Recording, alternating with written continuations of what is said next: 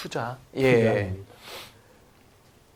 말하자면 지금 우리 대통령은 골목 상권은 골목 상권대로 여러 가지 뭐 이 구매 상품권이라든가 민생회복 지원금. 네, 민생회복 지원금 이런 체제를 통해서 말하자면 이 골목 상권을 지키고 또 AI를 육성하고 예. 시장은 시장대로 주주 가치를 제고하는 법적 장치를 갖추고 예. 이렇게 하면서 전체적으로 뭔가 어떤 확대 균형이 될 거라는 기대를 하고 계신다고 봅니다만은 그럴 수도 있는데 예. 사실은 이 시장 경제 체제 하에서 경제 성적을 끌어올리는 가장 빠른 방법은 규제 완화와 투자를 늘리는 거고 투자를 늘리기 위해서는 투자의 장애가 되는 규제 완화를 절대적으로 필요합니다. 규제 완화가. 예.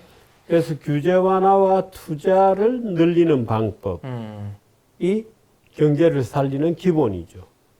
근데 약간 이 문제에 좀 소홀하신 거 아닌가.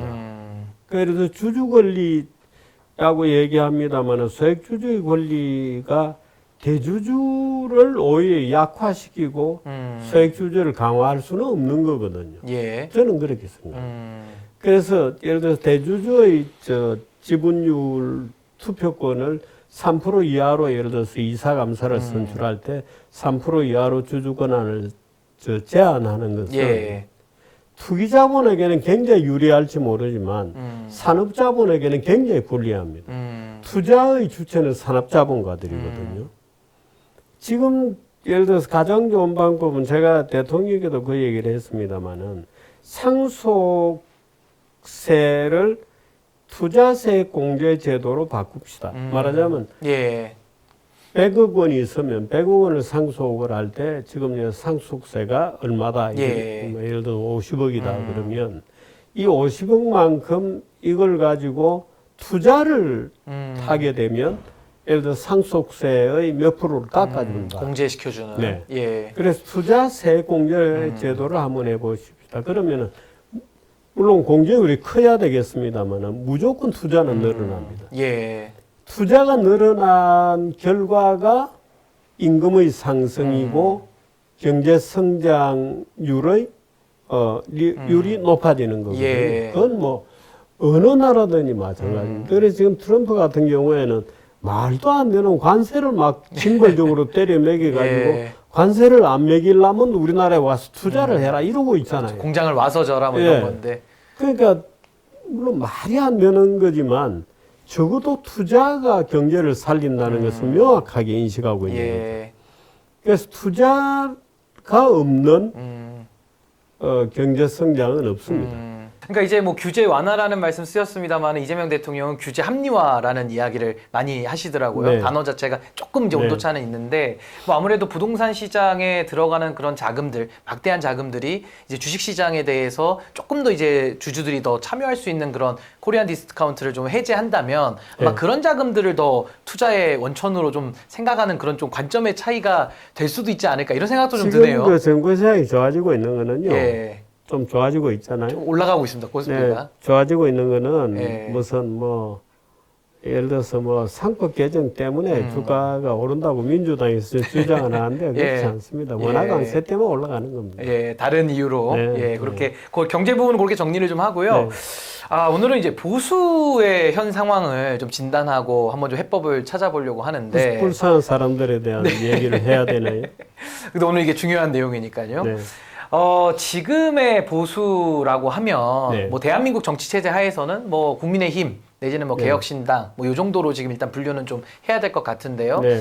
이 보수 진영에 대한 현재의 상태를 좀 진단을 해주시고 네. 뭐 다 어두운 건 다 알고 있습니다. 여론조사 결과도 네. 지금 낮게 나오고 있고 이게 과연 지금 상태에서 회생이 좀 가능하다고 보시는지 네. 아니면 영원히 회생이 불가능하다고 보시는지 그 진단이 우선 먼저 좀 궁금하거든요. 회생 안 될 겁니다.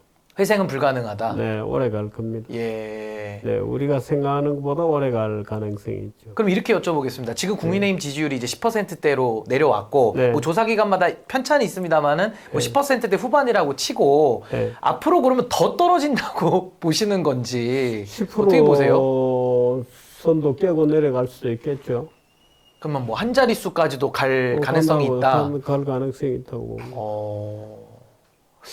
야, 그렇게 되면은 보수의 정말 종말이나 괴멸 뭐 이렇게 표현을 해도 정말 뭐 잘못된 표현은 아닌 것처럼 보이긴 하는데요. 이해창 음, 총재 또 말하자면 예. 영입 인재잖아요. 그렇죠. 영입 법관 인재. 출신이니까요. 예. 박근혜 대통령은 말하자면 박정희 대통령의 후광을 얻고 있을 뿐이었죠. 예. 윤석열이라는 분은 윤석열이라는 분은 그야말로 그것도 영입 케이스고 최악의 선택을 한 예. 거죠. 말하자면 보수는 정치 지도자가 없습니다. 정치 지도자를 길러내는 프로세스도 없죠. 예. 지금 예를 들어서 당이라고 앉아가지고 예를 들어서 뭐 모스탄이라고 하는 우스꽝스러운 어떤 음모론자 미국에서 건너와서 신나서 돌아다니고 있는 미국발 모스탄 음모론자가 국힘당을 휘젓고 있죠. 예. 무슨 미래가 있어요? 아무 미래가 없죠. 윤상현 의원 같은 중진들은 윤어게인하고 세미나하고 앉아있죠. 그 지지자들인 국민들은 지지자들은 모스탄 만세 그러고 모스탄이 우리나라에 와가지고 한국 주한 미 대사로 부디 오셔서 예. 이 정부를 깔아뭉개고 식민지 통치 체제를 구축해 주십사 하는 듯한 뉘앙스로 지금 움직이고 있죠. 예. 저 국민들에게 무슨 희망이 있어요? 없죠. 희망은 없다. 네. 이렇게 좀 냉정하게 진단을 좀 해주셨는데 네. 그러면 지금까지 이 지경이 된 데에 대해서 저는 이렇게 봅니다. 예. 희망 이런 것보다는 뭐 라미제라블이죠. 라미제라블이다. 불쌍한 사람들. 예. 라미제라블. 예. 불쌍한 사람들. 그러면 우리가 뭐 양비론식으로 윤석열도 잘못했고 또 친윤 그룹도 잘못했다 이렇게 접근하기보다는 네. 그러면 누가 더 보수 안에서는 더 책임이 큰 겁니까? 그러니까 예를 들면 검찰의 식구들을 데리고 우르르 진영을 넘어와서 대통령이 된 윤석열 네. 내지는 대선 주자가 필요해서 윤석열이라도 꼬우자 그러면서 판을 만들었던 소위 말하는 윤핵관 주류들 네. 그 두 그룹 사이에서는 누가 더 지금 이 지경에 대한 윤핵관들이죠. 책임이 크다고 네, 보시나요? 윤핵관들이 책임을 져야죠. 윤석열 씨보다는 네. 윤핵관 그룹이 훨씬 더 책임이 크다. 네. 그러면 오늘 윤희숙 혁신위원장이 이런 얘기를 했습니다. 4명을 지목을 해서 이제 축출을 선언했는데 네. 그게 이제 소위 말하는 송원석 그리고 나경원 네. 그리고 장동혁 윤상현 이렇게 지금 찝어가지고 이름을 명시하기 시작했거든요. 네. 그럼 이렇게 되면 혁신파와 이제 기득권 이게 지금 대충돌이 있을 텐데 네. 이 과연 그러면 이거 국민의힘은 어떻게 앞으로 더 전개가 될 걸로 보십니까? 뭐 분당을 하면 분당을 하는 거고 뭐 분당을 해도 국민들이 별로 뭐 감동이 관심도 없고, 없고 관심이 감동도 없고 그럴걸요. 아하. 분당을 하면 자기들끼리 분당을 하든지 말든지 우선 예. 제가 평생을 보수로 살아왔는데 윤석열 대통령 후보 출마했을 때 제가 예. 투표를 거부했습니다. 아, 그 윤석열 대통령 되는 선거에서 네. 거부하셨어요? 네. 어허. 어떻게 윤석열 같은 사람을 데려와서 우리의 지도자로 세우냐? 예. 보수의 지도자로 세우는 거야 너희들 마음이지만 국민의 지도자로 어떻게 세우냐? 예. 부끄러웠죠. 그러니까 나는 거부했죠. 근데 그 우려하셨던 게 현실이 돼버렸고. 그 현실이 됐죠. 이미 아니, 돼버렸고. 제가 그때 이렇게 얘기했어요. 예. 그 윤석열 빠들에게 너희들 나중에 윤석열 사고 치면 책임질래? 어허. 그렇게 얘기했습니다. 그런데 지나고 보니까 진짜로 사고를 쳐버렸잖아요. 대형 사고를 쳤죠. 이 대형 사고를 예. 생각은 하지 않았습니다만은 그때 그렇게 분명히 얘기했죠. 너희들 윤석열 나중에 사고 친다. 예. 그때 책임질 거냐? 이렇게 제가 얘기를 했었거든요. 예. 근데 그때 우리 지금 국힘당 달라진 거 아무것도 없잖아요. 뭐가 달라져? 예. 똑같이. 그 윤핵관들은 그대로 살아있고.